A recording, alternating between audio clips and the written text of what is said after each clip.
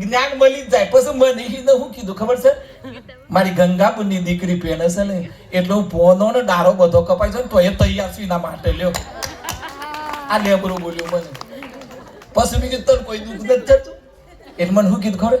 આજે રામ કૃપાળુ આયા છે ને એટલે મારો ઉદ્ધાર થઈ ગયો છે સાહેબ, ઉદ્ધાર થઈ ગયો છે.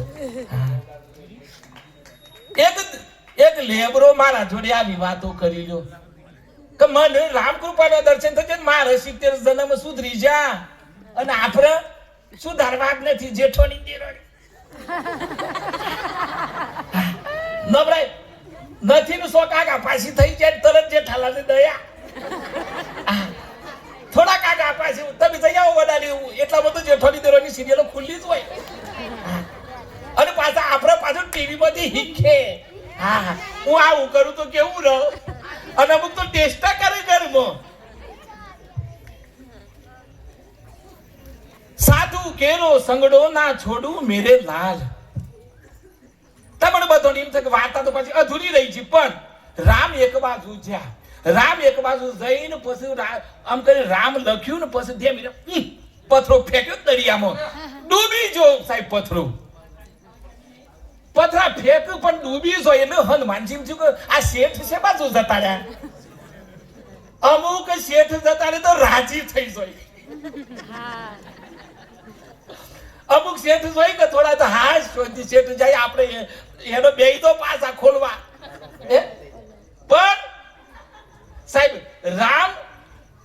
રામ લખી અને પથ્થર નદીમાં એ સમુદ્રમાં ફેંકે છે મારો હનુમાનજી દાદા. સાહેબ ગુરુ જાય તો શિષ્ય હાથી જ રહેવું જોઈએ સાહેબ. શિક્ષક હોય તો બાળક એલર્ટ રહેવું જોઈએ.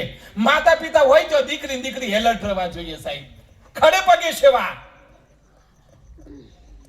હનુમાનજી જોયું કે મારો વાલો પથ્થર ઉપર રોમ રોમ લખીને નાખે છે ને ડૂબે છે પણ રોમ એમ જોને કોઈ દેખતું નથી પણ શિષ્ય બહુ તૈયાર હોય ને પાછા આજકાલના એટલે પછી ઓમ કર્યું જોયું એટલે રામ અરે હનુમાનજી તમે કે ઘઉ બાપજી તમે શું કરો છો કે કરું હું પથ્થર રામ તમે બધા રામ લખો છો તે બધા તરસ હું ટેસ્ટ કરું કે ડૂબું છે કે નથી કે ભગવાન જેને રામ મૂકી દે ને રામ ફેંકી દે ને એ તો ડૂબે જ.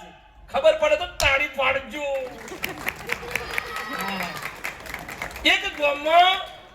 એક ગામમાં ઓમ જોતો કે પછી કોઈ તાળી ના પાડે કોઈ સ્માઈલ ના આપે બધો ઓમ કરીને બેસી ગયો. પછી મેં તમે બધો હારો પણ અમારે એ બાજુની વાત છે મેઘરજ બાજુની. હું તો એ મોલ્લી સુધી જઉં છું માલપુર ની બધું. એટલે પછી મેં કીધું આ બધો શોથી લાવ્યો કે ગામનો કોઈ ના આવ્યો ભજનમાં. મેં શોથી લાવ્યો કે બેરા મુક આશ્રમ માંથી લાવ્યો. મોજ કરવાની ઘણો તો ઓય બેઠે હવામાં દૂધ ને આલે હે કે અલે પણ અત્યારે ઓય બેઠી છે બાપા. આમ હજી તો ઓય બેઠો ને ગોદરું કોઈ દે તો દીડે ઓછી અલે કોઈ દીડે બધું તારું ગોઠવેલું તો રીઝબલ હે અને ઘણો તો આવી ના પેલો ગોદરો પોથરી લાવ પછી તો મોય હું છે બધી ઓય આપણે કોઈના માટે કશું કરવું નથી બસ વિચારવું જ છે મારું હું બધું સારું થ. સાહેબ આગળ સૌ થોડું દીકરીઓની વિશે વાત કરી.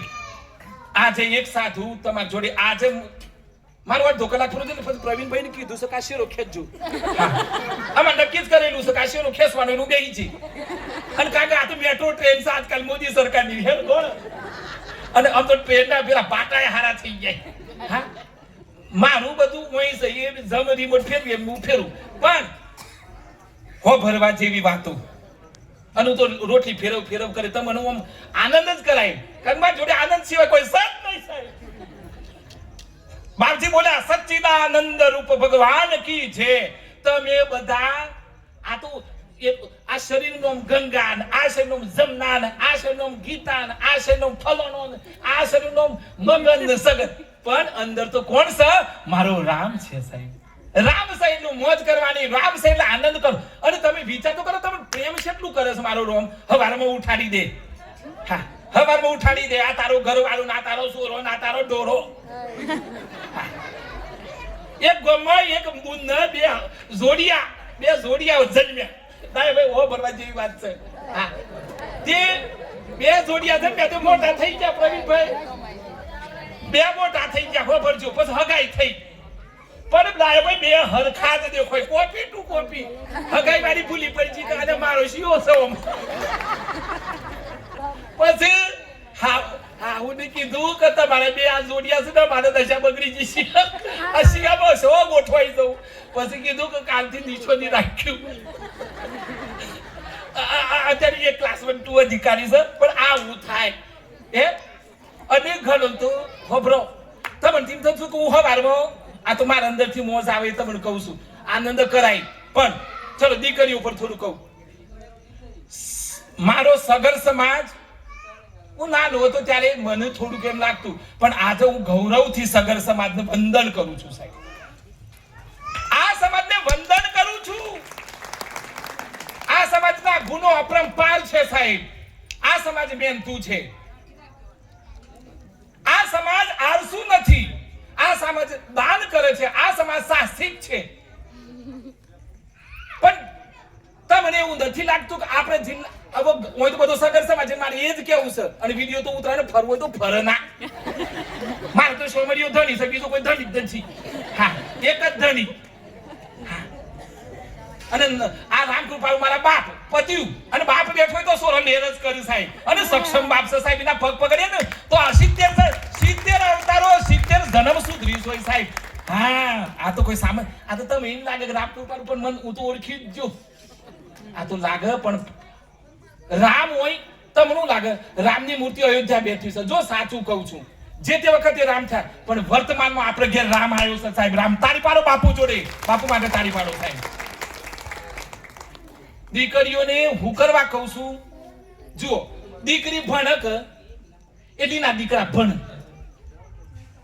કદાચ બાપ નહીં ભણેલો હોય તો હજી હે ડારે હું પણ દીકરી ભણેલી હશે ને સાહેબ તો એના સંતાનો બનેલા પાક્ષી સાહેબ માને તમે જે દીકરીઓ બંધાયેલી રહેશે કુંડારામાં ઘરમાં તમે પાછા બીજા એમ કહેશો બાપજી બહુ તો ખુલ્લું ના એવું નથી તમારી વેમ કાઢી નાખો દીકરીઓને ખૂબ ભણાવો અને હું આપણે આંગળી ઊંચી કરે તો બધી દીકરીઓ આંગળી ઊંચી કરી કે સાહેબ મારે ભણવું છે દીકરીઓને ખૂબ ભણાવો અને દીકરી એ જે દીકરા ભવિષ્યમાં પાકશે ને સંતાનો તો સગર સમાજ આખો બદલાઈ જશે અને આપણે આજથી નક્કી કરીએ ગુજરવામાં કે આપણી દીકરીઓ અને દીકરાઓ ખૂબ ભણે અને બીજું આપણા દીકરીઓ ક્લાસ 1 બને ક્લાસ 2 બને સારા ડોક્ટર બને સારા એન્જિનિયર બને સારા વકીલ બને સારા શિક્ષક બને હવે હું પાછો આવું ને એટલે હું તો આવવાનું છું હું પાછો ગંગાબુન પાછો જવાનો હા હવે તો દર વખતે અને પ્રવીણ બાપુને કહી દીધું કે આપણે 12 મહિનો બે વખત આવી જવાનું પણ મેં નક્કી હે મારા સોમરિયા